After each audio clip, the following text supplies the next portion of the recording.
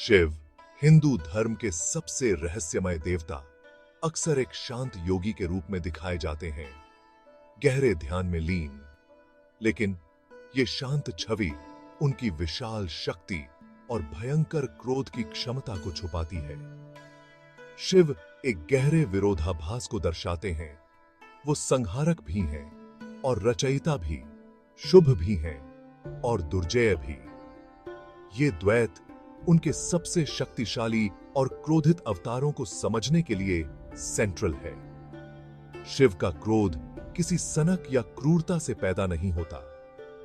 ये एक धार्मिक रोष है जो अन्याय, अहंकार और ब्रह्मांडीय व्यवस्था के लिए खतरों से प्रज्वलित होता है। जब उकसाया जाता है तो शिव संतुलन बहाल करने और धर्म को बनाए रखने के लिए अपने क्रोधित रूपों, शुद्ध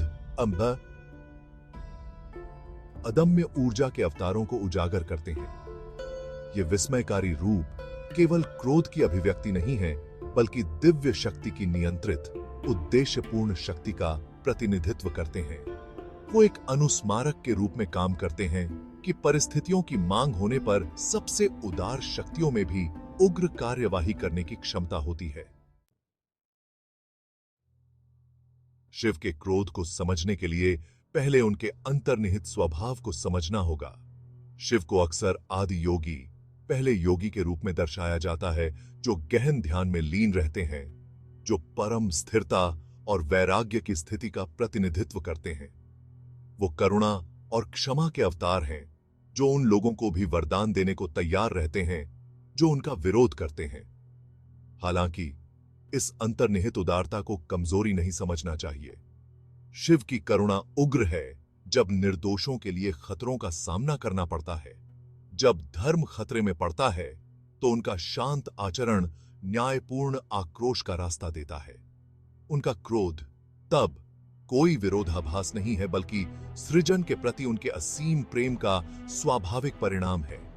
ये एक रक्षक शक्ति है।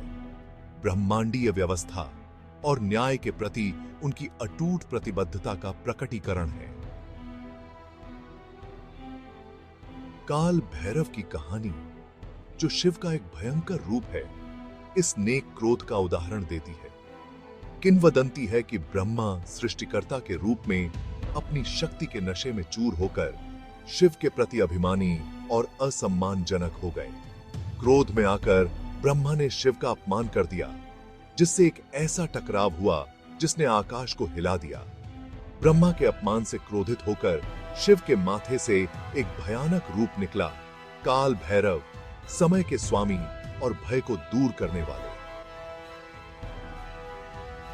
अपनी ज्वलंत तीसरी आंख और भयानक रूप के साथ काल भैरव ने ब्रह्मा के 5 सिरों में से एक को उनके अहंकार और अपराध के लिए प्रतीकात्मक दंड के रूप में काट दिया। यह कृत्य हालांकि प्रतीत होता है हिंसक, शिव का संतुलन बहाल करने का तरीका था और ब्रह्मा और वास्तव में सभी प्राणियों को परमात्मा के सामने विनम्रता और सम्मान के महत्व की याद दिलाता है। शिव के क्रोध का एक और शक्तिशाली अवतार त्रिपुरांतक है, जो 3 शहरों का नाश करने वाला है। यह कहानी 3 असुरों या राक्षसों के इर्द गिर्द घूमती है, जिन्होंने सोने, चांदी और लोहे के 3 अभेद्य उड़ने वाले किले बनाए, जिससे ब्रह्मांड में कहर बरपा।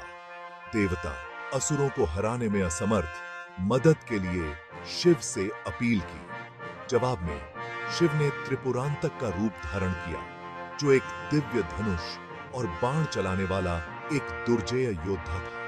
एक ही तीर से शिव ने 3 किलों को नष्ट कर दिया, असुरों को मार डाला और ब्रह्मांड में शांति बहाल कर दी। यह अधिनियम शिव की अंतिम रक्षक के रूप में भूमिका पर प्रकाश डालता है, जो नकारात्मकता पर विजय प्राप्त करता है और ब्रह्मांडीय व्यवस्था को बनाए रखता है।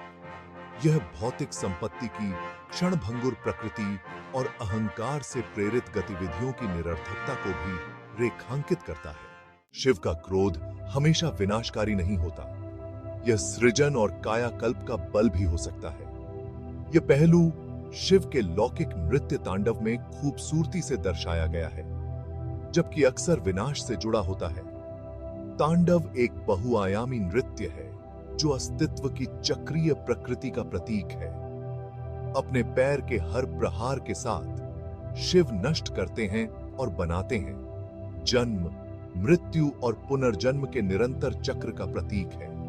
उनके बिखरे बाल, अर्धचंद्र और बहती हुई गंगा नदी से सजे हुए समय के उतार चढ़ाव और सभी चीजों की परस्पर वर्बुंदनहाइट का प्रतिनिधित्व करते हैं। तांडव एक शक्तिशाली अनुस्मारक है कि विनाश अंत नहीं है, बल्कि सृजन के लिए एक आवश्यक अग्रदूत है। यह उस गतिशील संतुलन का उत्सव है जो ब्रह्मांड को नियंत्रित करता है, जहां हर अंत एक नई शुरुआत का मार्ग प्रशस्त करता है। शिव के क्रोधित रूपों में काल भैरव का एक अनूठा स्थान है। अक्सर एक भयावह मुखौटे के साथ चित्रित किया जाता है, जो खोपड़ी और नागों से सजा होता है। वो पवित्र के रक्षक, मंदिरों और पवित्र शहरों के संरक्षक हैं। काल भैरव समय और उसके निरंतर मार्च से जुड़े हैं, जो हमें भौतिक अस्तित्व की नश्वरता की याद दिलाते हैं। वह भय को दूर करने वाले भी हैं, अपने भक्तों को अज्ञानता और भ्रम की बेड़ियों से मुक्त करते हैं। आज भी भक्त काल भैरव की पूजा करते हैं, उनकी सुरक्षा और आशीर्वाद की कामना करते हैं। वो एक अनुस्मारक है कि अंधेरे और भय का सामना करने पर भी हमेशा एक दिव्य शक्ति हमें मुक्ति की ओर ले जाती है। जबकि शिव के क्रोधित रूपों की छवियां भय और विस्मय पैदा कर सकती हैं, यह याद रखना महत्वपूर्ण है कि वे एक गहरे सत्य के प्रतीकात्मक प्रतिनिधित्व हैं। वे उस कच्ची अदम्य ऊर्जा को एम्बॉडी करते हैं जो हम सभी के अंदर रहती है, विनाश और सृजन दोनों की क्षमता। दिलचस्प बात यह है कि संस्कृत शब्द क्रोध का अर्थ मथना भी होता है। जिस तरह दूध के मथने से मक्खन निकलता है, उसी तरह हमारी आंतरिक ऊर्जा को रचनात्मक रूप से प्रसारित करने से सकारात्मक परिवर्तन और आत्म साक्षात्कार हो सकता है। अंततः शिव के क्रोध का सार रूप में नहीं, बल्कि इस समझ में निहित है कि यहां तक कि सबसे विनाशकारी ताकतों का उपयोग भी अधिक अच्छे के लिए किया जा सकता है, जो विकास, नवीकरण और अंततः मुक्ति का मार्ग प्रशस्त करता है।